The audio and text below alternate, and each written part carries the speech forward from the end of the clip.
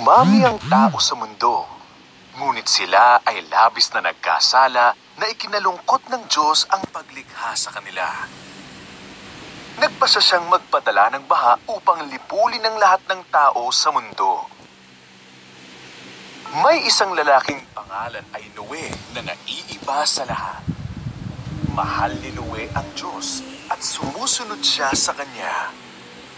Pinili ng Diyos na iligtas si Noe at ang kanyang pamilya mula sa baha. Binigyan ng Diyos ng babala si Noe tungkol sa baha.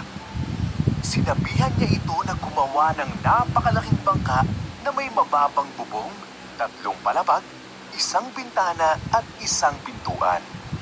Sumunod si Noe at ginawa niya ito. Sinabi ng Diyos kay Noe na kumuha ng tig-2 uri ng hayop, 1 lalaki, 1 babae. Pagkatapos nito, si Noe, ang kanyang pamilya at ang mga hayop ay pumasok sa bangka. Isinara ng Diyos ang pintuan nito. Umulan ng 40 araw at 40 gabi. Bumuhos ang tubig mula sa langit at tumaas ang tubig mula sa mga dagat at lawa. Kahit ang pinakamataas na bundok ay napasa ilalim sa mataas na baha.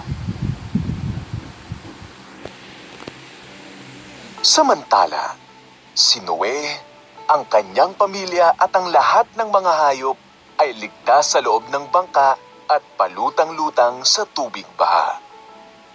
Hindi kinalimutan ng Diyos si Noe kahit na isang sandali. Nagpadala ang Diyos ng malakas na hangin. Bumaba ang tubig. Huminto ang bangka sa bundok Ararat. Nagpakawala si Noe ng 1 kalapate. Nang ito'y hindi na bumalik, alam ni Noe na ito ay ligtas na. Nang matuyo na ang lupa, sinabi ng Diyos na sila ay lumabas na. Naglagay ang Diyos ng bahaghari sa kalangitan bilang isang pangako na hindi na niya muling pababahain ang buong mundo.